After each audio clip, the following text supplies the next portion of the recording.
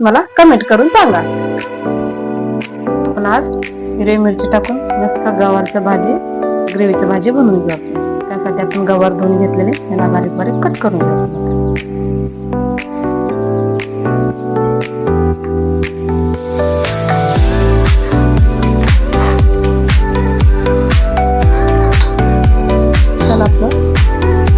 Cut करून घेतलेले आता आपण शेंगदाण्याचे कुटोबर ग्रेव्ही बनवून घेऊ.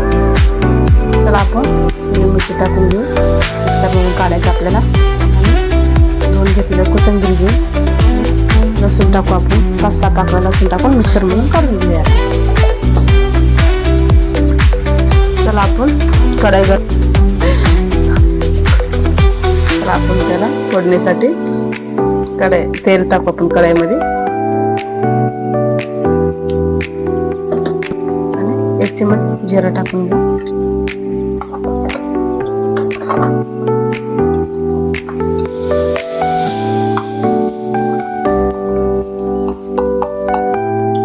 थोडंसे हिंग टाका चवसाठी.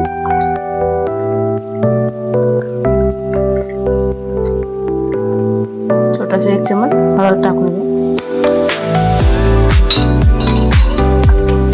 आपण आता मिक्सर मधून काढून घेतले हिरवी मिरची, लसूण, कोथिंबीर आपण त्या तेलामध्ये टाकूया.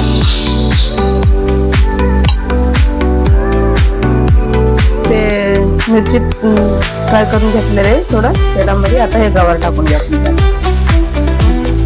चला ह्याला थोड्या वेळानं आपण हे करून थोडं तेलामध्ये थोडं ह्याला 1-2-3 मिनिटासाठी आपण ठेवून करून घेऊ. मग नंतर आपण शेंगदाण्याचे कूट टाकायचे. आपण 1 चमच मीठ टाका.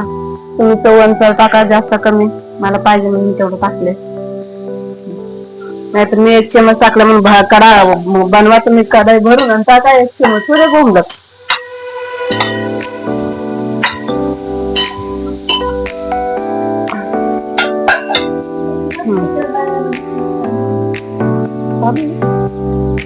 एक वाटी भरून शेंगदाण्याचे कूट टाका त्यामध्ये. चला आपण ह्याला थोडं पाणी टाकून घेऊ. थोडं आपल्याला रस बनवायचं म्हणून हे एवढं पाणी टाकलं मी. ह्याला अजून थोडं शिजायचे. शिजून झाल्यावर अजून घट्ट होते. तुम्हाला पाहिजे तसं किंवा मला थोडं ग्रेव्ही आवडते म्हणून जास्त पाणी टाकलं मी. थोड्या मला 10 मिनिटासाठी शिजू द्यायचं. झाला का? झालं. चला बघा किती पाणी टाकलं आपण. आता सगळं कमी झालं. भाजी शिजलेली झाला बघा भाजी. तुम्हाला आवडला असेल तर बघा, बघून मला कमेंट करून सांगा.